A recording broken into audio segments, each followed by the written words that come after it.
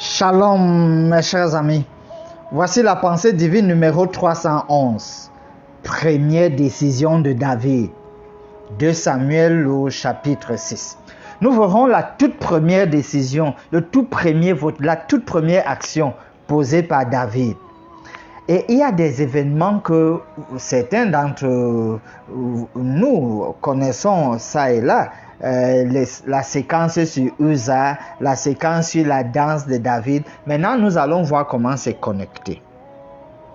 David a donc commencé son règne sur toute la nation d'Israël.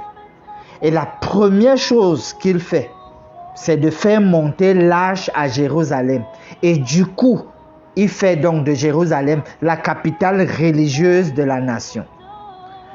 Au passage, pendant que cette action de faire monter l'arche se passe, il y a la séquence sur Uza. Uza n'était pas lévite, de la classe des lévites, il n'était pas de la classe des lévites supposés toucher l'arche, mais il était de la classe des lévites supposés conduire l'arche, conduire le char. Donc, les lévites étaient organisés. Une certaine classe devait conduire le char, une autre classe pouvait toucher l'arche, une autre classe, ainsi de suite. Lui donc est parti toucher parce que voilà, il a vu que l'arche voulait tomber et puis il a été frappé. C'est dans cet incident qui introduit aussi la séquence sur Obed-Édom à cause de la peur, l'hésitation de David. Les versets 9 et 10 en parlent. Finalement, l'arche est ramenée et mis à sa place. Lisons le verset 17 de Samuel 6, 17.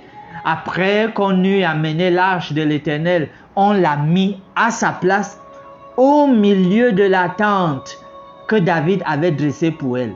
Et David offrit devant l'Éternel les holocaustes et les sacrifices d'action de grâce. N'oublions pas, ça c'est le premier vote, la première action, la première chose que fait David dès qu'il est reconnu comme roi de toute la nation.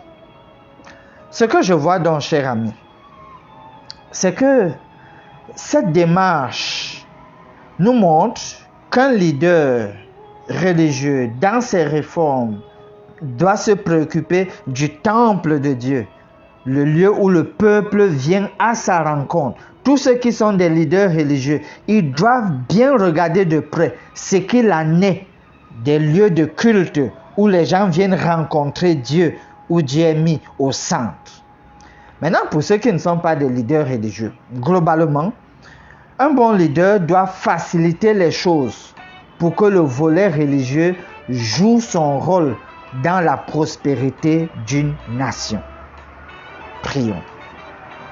Dieu notre Père, donne-nous d'apprendre de l'exemple de David qui ramène l'arche, première des choses, et place cela où cela doit être dans ton temps. Nous y tirons plusieurs leçons. Donne-nous de les mettre en application. Surtout, Seigneur, que notre communion avec toi, qui nourrit la dimension spirituelle, religieuse, affective avec toi, soit bien entretenue. Nous prions au nom de Jésus. Amen.